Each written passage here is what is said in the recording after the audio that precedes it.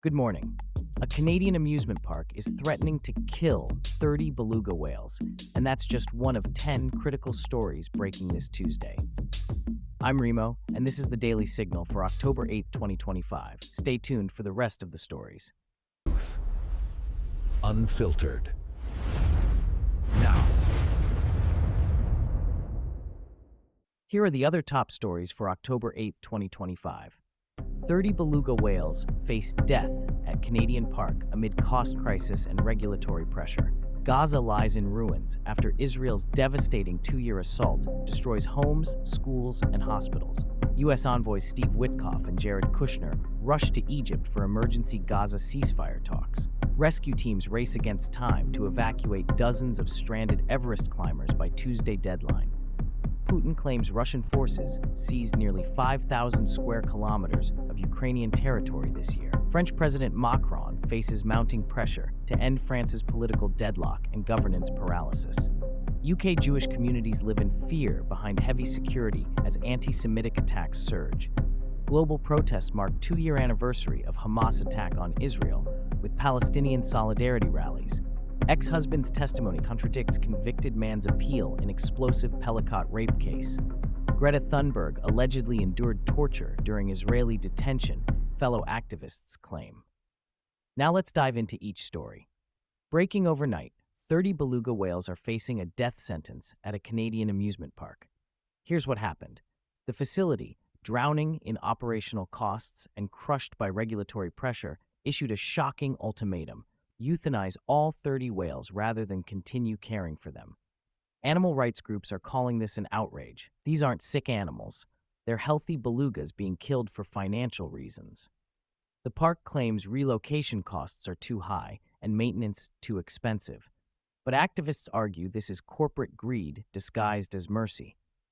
The whales have been living in captivity for years, performing for tourists.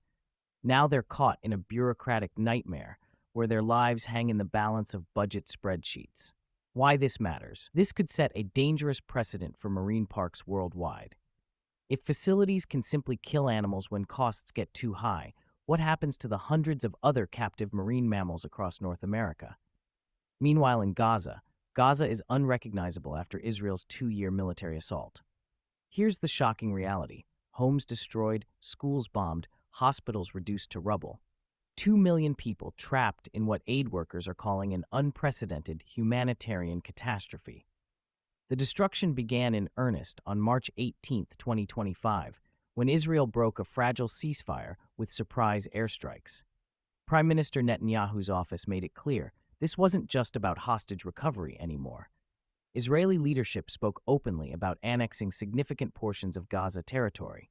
Critical detail: despite a January 2025 truce that briefly offered hope, recurring violence has left Gaza's infrastructure completely devastated. Medical supplies are gone, basic needs unmet, thousands dead. This connects to our next story about urgent diplomatic efforts. High-level U.S. envoys Steve Witkoff and Jared Kushner are racing to Cairo for emergency ceasefire negotiations. This is shuttle diplomacy at its most critical, Egypt serving as the mediator between sworn enemies. Their mission: revive collapsed ceasefire talks and secure hostage releases before the violence spirals completely out of control. The presence of both Witkoff and Kushner signals this is top priority for Washington. You'll want to remember this detail. Previous ceasefire agreements have collapsed within months, sometimes weeks. The pattern suggests deeper structural problems that diplomacy alone can't solve. Speaking of international rescue efforts, dozens of climbers are stranded on Mount Everest right now, and rescuers have until Tuesday to save them. Here's the terrifying situation. Sudden adverse weather combined with logistical failures have left hikers in deadly conditions with dwindling supplies. The clock is ticking. Rescue teams are working around the clock, using helicopters and ground teams to reach trapped climbers before hypothermia and altitude sickness become fatal. Weather windows for airlift operations are extremely limited. This detail will surprise you. Many of these climbers are experienced mountaineers, not tourists. Even experts can be caught off guard by Everest's deadly conditions. Why this matters?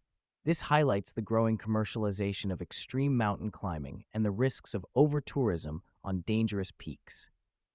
On the war front in Europe, Vladimir Putin is claiming victory in Ukraine, stating Russian forces seized nearly 5,000 square kilometers of Ukrainian territory in 2025.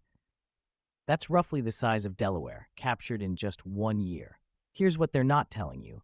This represents a significant escalation in territorial control, not just temporary occupation.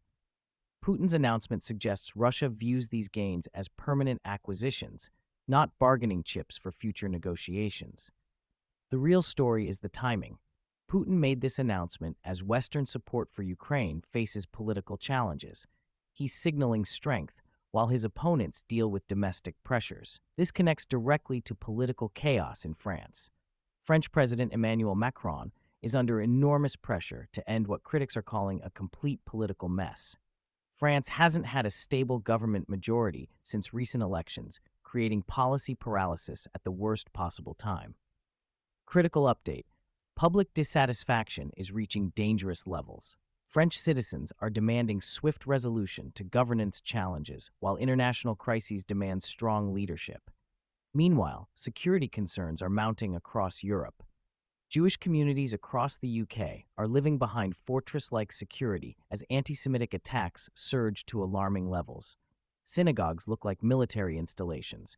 Community centers require armed guards. Children attend Hebrew school through metal detectors. This is the new reality. Heightened security isn't temporary anymore. It's become a permanent fact of life. Hate crimes and violent incidents have created an atmosphere of constant vigilance and fear. Speaking of commemorations and protests, global protests marked yesterday's 2-year anniversary of Hamas's attack on Israel, with Palestinian solidarity rallies worldwide drawing attention to Gaza's humanitarian crisis. In France, explosive testimony emerged in the Pelicot rape case as an ex-husband contradicted a convicted man's appeal claims, potentially derailing the legal challenge. And environmental activist Greta Thunberg allegedly endured what fellow activists are calling torture during recent Israeli detention, sparking international concern and calls for investigation. Here's what connects today's stories. They all reveal systems under extreme pressure reaching breaking points. The Beluga whale crisis exposes how economic pressures can override ethical obligations. Gaza's destruction shows what happens when diplomatic systems fail completely. The Everest rescue highlights risks of commercializing extreme experiences. Putin's territorial claims and Macron's political crisis demonstrate how domestic pressures affect international stability. UK security concerns and global protests show how conflicts spread beyond their original borders. The real pattern here: traditional institutions, whether amusement parks, diplomatic agreements, or democratic governments, are struggling to handle unprecedented challenges. Why this matters to you? These aren't distant problems. Economic pressures, security concerns, and political instability have direct impacts on everything from travel safety to international markets to community security. Key takeaway: we're witnessing a period where established systems are being tested like never before. The question isn't whether these pressures will continue, it's whether our institutions can adapt fast enough to handle them. That's your daily signal for October 8th, 2025. I'm Remo. Stay informed, stay engaged, and we'll see you tomorrow with the stories that shape your world. Unfiltered. Now.